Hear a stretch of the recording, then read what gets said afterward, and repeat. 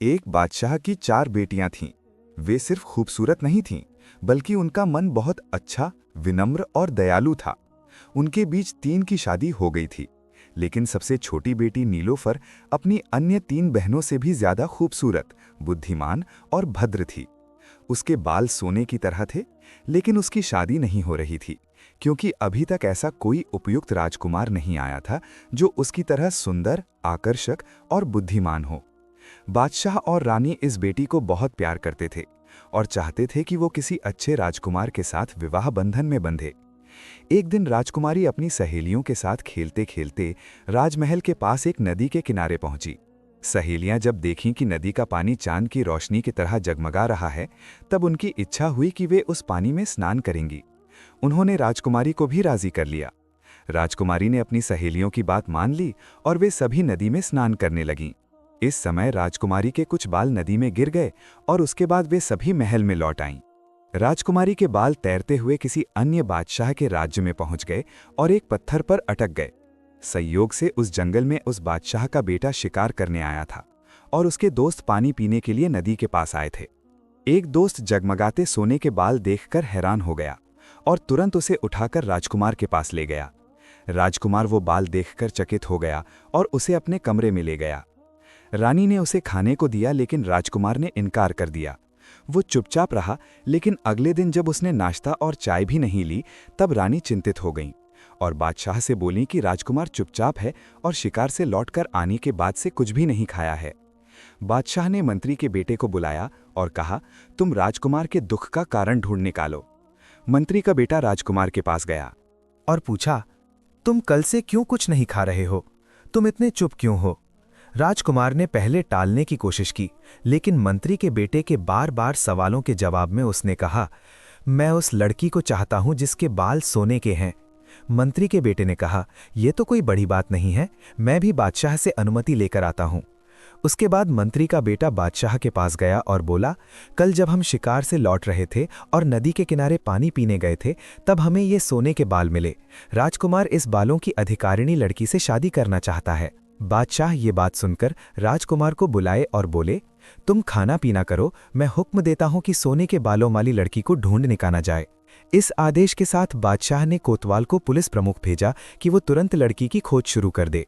कोतवाल ने आदेश पाकर अपने सैनिकों को विभिन्न इलाकों में भेज दिया, लेकिन 1 हफ्ते तक सोने के बालों वाली लड़की की कोई खोज नहीं मिली। राजकुमार जब ये बात जान पाया, तब वो बीमार पड़ गया। बादशाह राजकुमार की बीमारी से बहुत चिंतित हो गए और घोषणा कर दी कि जो कोई सोने के बालों वाली लड़की की खोज दे पाएगा, उसे बहुत बड़ा इनाम दिया जाएगा। इनाम के लालच में कई लोगों ने खोज शुरू कर दी, लेकिन लड़की की कोई खोज नहीं मिली और राजकुमार की हालत और भी खराब होने लगी। अंत में बादशाह ने मंत्री से कहा, यदि 1 महीने के अंदर सोने के बालों वाली लड़की की खोज नहीं मिली तो मैं तुम्हें सजा दूंगा। मंत्री ये बात सुनकर घर आकर बोले, मेरी मौत करीब है, लेकिन मेरा विश्वास है कि मैं खुद ही सोने के बालों वाली लड़की की खोज पाऊंगा। अंत में मंत्री के बेटे ने चूड़ी वाले का भेष धारण किया और नदी के किनारे चलना शुरू किया। जहां भी कोई गांव पाया, वहां जाकर चूड़ी बेचने लगा और चूड़ी लोगी कहकर पुकारने लगा। गांव की लड़कियां ये पुकार सुनकर बाहर निकल आती थीं। मंत्री हर लड़की के बाल भी देख रहा था। 20 दिन बीत गए, लेकिन कोई खोज नहीं मिली और वो चिंतित हो गया कि अब उसका सिर काट दिया जाएगा। वो तेजी से यात्रा करने लगा और अंत में राजकुमारी नीलोफर के शहर पहुंचा। वहां भी वो चूड़ी बेचने लगा, लेकिन सोने के बालों वाली लड़की की कोई खोज नहीं मिली। जब वो चूड़ी बेचता था, तब हर लड़की से ही ये एक ही सवाल करता था, हमारे देश में एक लड़की है जिसके बाल सोने के हैं, तुम्हारे यहाँ भी क्या ऐसी कोई लड़की है? लड़कियां सिर हिलाकर जवाब देती थी कि वे इस बारे में कुछ नहीं जानती।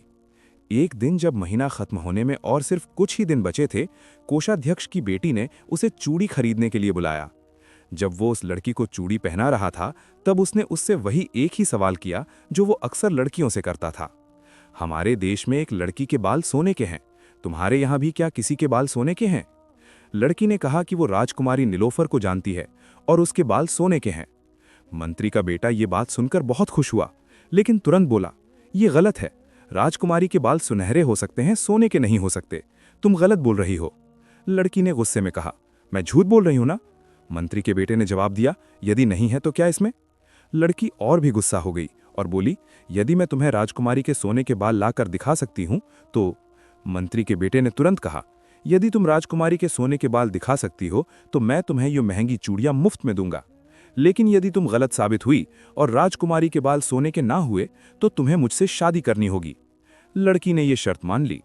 मंत्री का बेटा वहां से चला गया। लड़की शाम को राजकुमारी के पास गई और बात करने के बीच छिपकर एक बाल तोड़ लिया।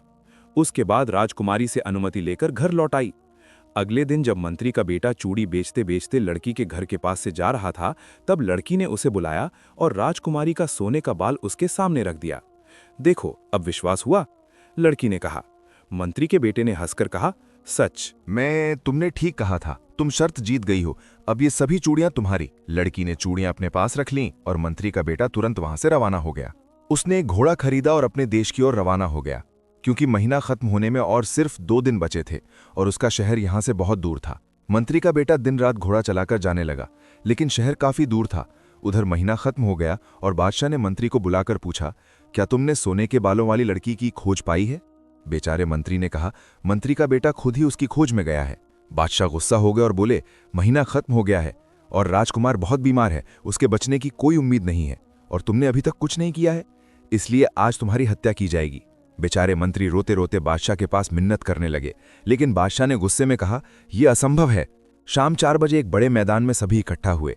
मंत्री को पकड़कर उसके हाथ बांधकर बैठा दिया गया। बादशाह ने जल्लाद को आदेश दिया कि मंत्री का सिर काट दिया जाए। जल्लाद ने तलवार उठा ली है। ऐसे समय मंत्री के बेटे की आवाज आई, रुको, हत्या मत करो, मैंने सोने के बालों वाली लड़की की खोज पा ली है। जल्लाद तुरंत रुक गया और मंत्री की रस्सी खोल दी गई। मंत्री का बेटा बादशाह के पास आया और बोला, यहां से 200 मील दूर बीजू नगर शहर है, वहां की सबसे छोटी राजकुमारी नीलोफर के बाल सोने के हैं। राजकुमार मंत्री के बेटे की बात सुनकर बहुत खुश हुआ और उसे धन्यवाद दिया। मंत्री ने बादशाह से कहा कि राजकुमार जाने के लिए तैयार हैं, अगर अल्लाह चाहें तो वे सफल होकर लौटेंगे। बादशाह ये बात सुनकर तैयारी का आदेश दिए और एक दूत भेजा कि वे उनके आगमन की खबर वहां के बादशाह को बताकर आए। कुछ दिनों बाद बादशाह और राज्य के उच्च पदस्थ अधिकारी राजकुमार के दोस्त मंत्री के बेटे के साथ राजकुमारी नीलोफर के शहर की ओर रवाना हुए। वे आराम से यात्रा करते करते 12 दिनों के अंत में राजकुमारी के शहर पहुंचे। चूंकि दूत ने उनके आगमन की खबर पहले ही बता दी थी, इसलिए वहां के बादशाह ने महा धूमधाम के साथ उनका स्वागत किया और उनके आरामदायक स्थान पर रहने की व्यवस्था कर दी। अगले दिन बादशाह ने राजकुमारी नीलोफर से कहा, अब तुम हमें अपनी शर्तें बताओ। राजकुमारी ने जवाब दिया, आप लोग आज दरबार बिठाएं, मैं राजकुमार से कुछ सवाल करूंगी। इसके बाद राजकुमारी अपनी सहेलियों के साथ कुर्सी पर बैठी और राजकुमार एक कीमती सिंहासन पर बैठा। दरबार में राज्य के बड़े बड़े अधिकारी भी उपस्थित थे। राजकुमारी की सहेली ने सभी को सलाम किया और उसके बाद राजकुमार से पूछा, आप हमारी बुद्धिमान राजकुमारी के सवाल का जवाब दें। बुद्धि क्या खाती है? ये सवाल सुनकर दरबार में सन्नाटा छा गया और राजकुमार चिंतित हो गया। वो कुछ भी नहीं समझ पाया, इसलिए वो मंत्री के बेटे की ओर देखा। मंत्री के बेटे ने आंखों से इशारा किया।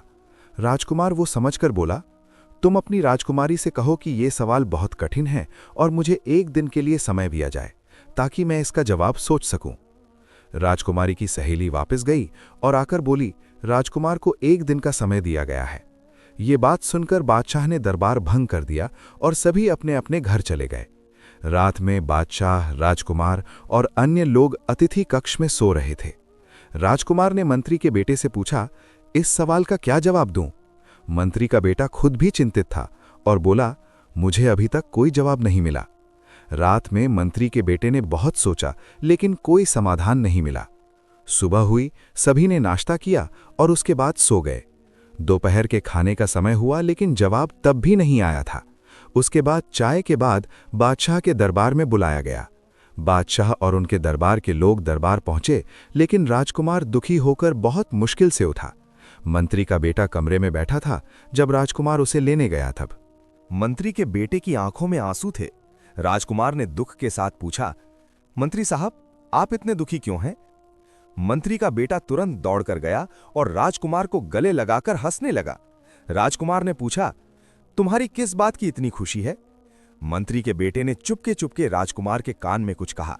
यह बात सुनकर राजकुमार हंसते हंसते बाहर आया। बादशाह दोनों को हंसते देखकर सवाल किए, कुछ देर पहले भी तो तुम दोनों दुखी थे और अब हंस रहे हो। असल बात क्या है? राजकुमार कान के पास जाकर धीरे से कुछ कहा।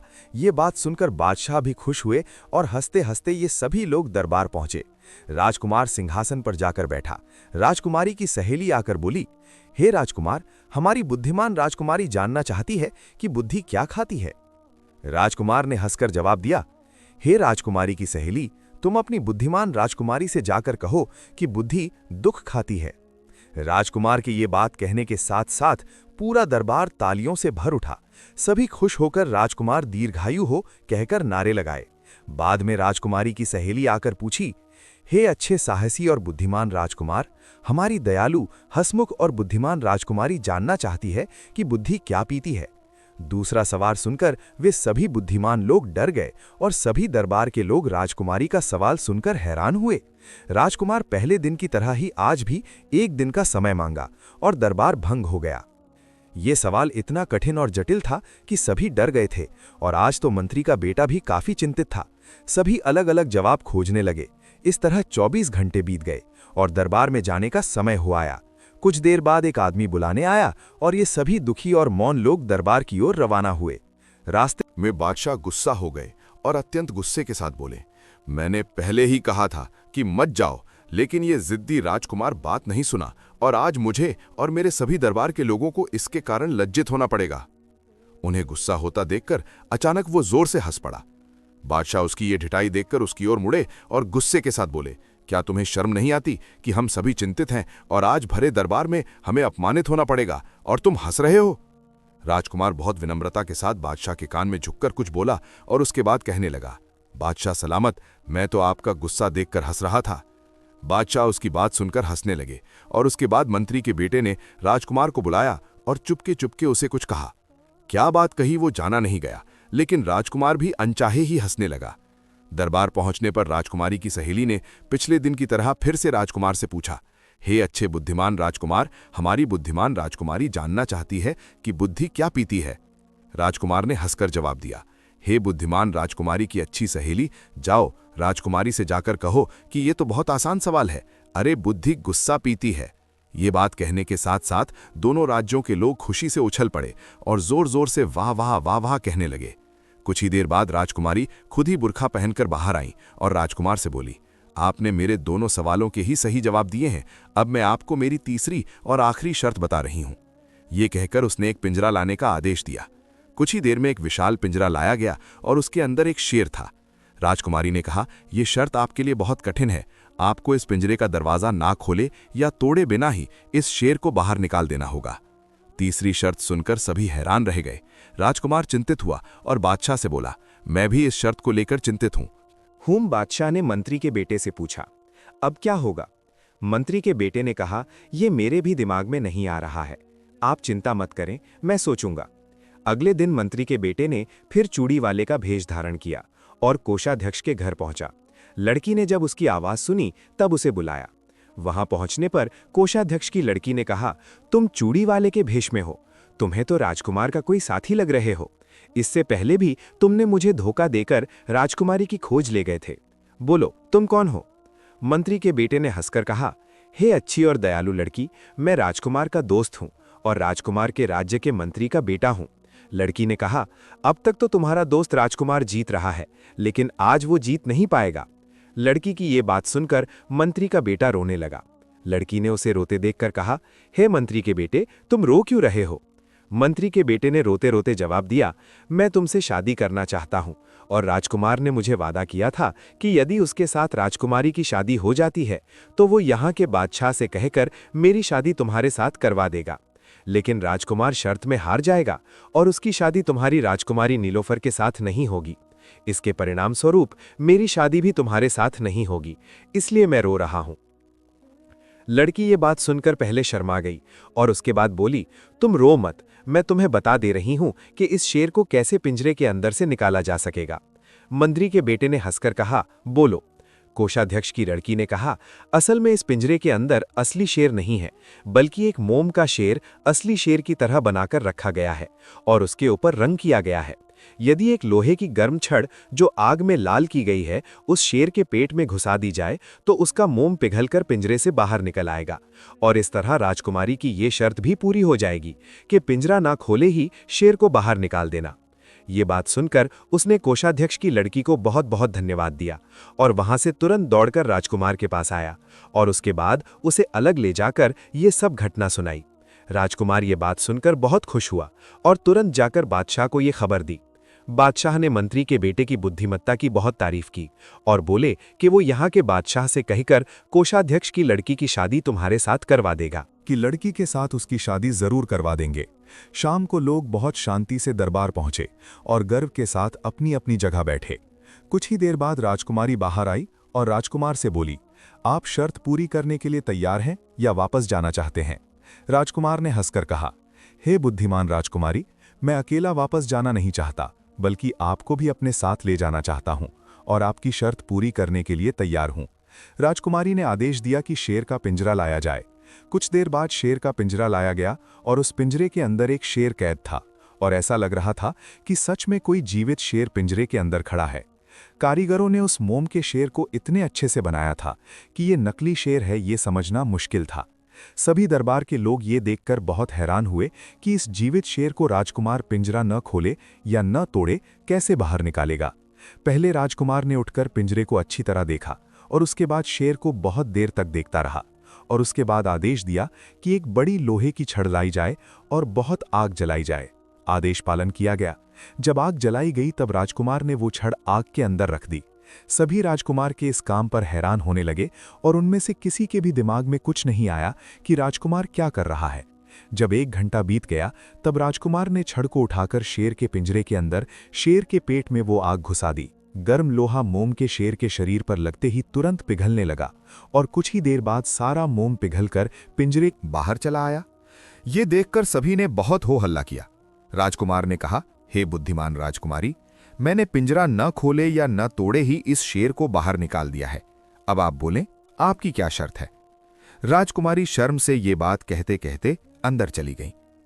हे बुद्धिमान राजकुमार, आप सभी शर्तें जीत गए हैं।